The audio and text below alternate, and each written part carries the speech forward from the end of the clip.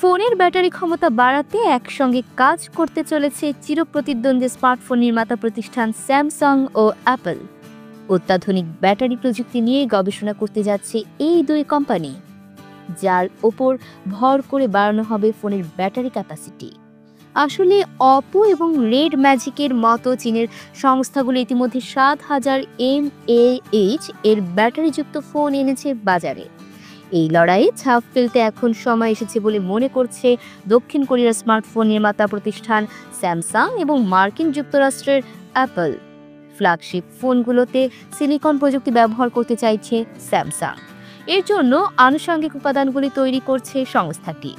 Samsung তাদের ফোনের ব্যাটারিতে সিলিকন উপাদান বৃদ্ধি করতে উদ্যোগ নিয়েছে। এজন্য অ্যানোড এবং ক্যাথোড সামগ্রী তৈরি করা হচ্ছে। ব্যাটারিতে একটি সাধারণ সমস্যা হলো ফুলে যাওয়া। সংস্থার দাবি, এই সমস্যা সমাধান করবে সিলিকন টেক। পাশাপাশি এটি ব্যাটারির কার্যক্ষমতাও বৃদ্ধি করবে। যদিও কবে এই উন্নত ব্যাটারি বিশিষ্ট স্মার্টফোন লঞ্চ হবে তা এখনও অস্পষ্ট।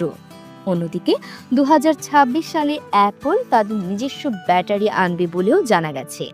তখন ফ্ল্যাগশিপ স্মার্টফোনগুলোতে আপগ্রেড প্রযুক্তি চালু করতে পারে অ্যাপল।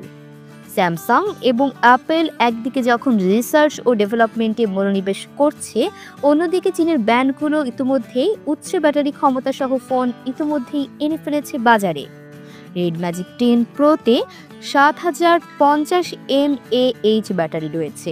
তবে চীনের সংস্থাগুলো নাকি চলতি বছরের শেষের দিকে ৮,০০০ mAh ব্যাটারির ফোনও আনতে পারে।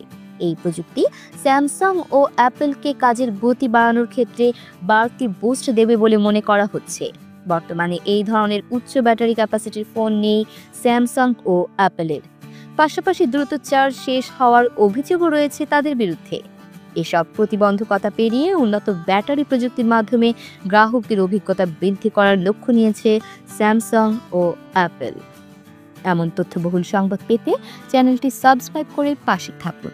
আর ভিডিওটি কেমন লেগেছে মন্তব্য করতে ভুলবেন না।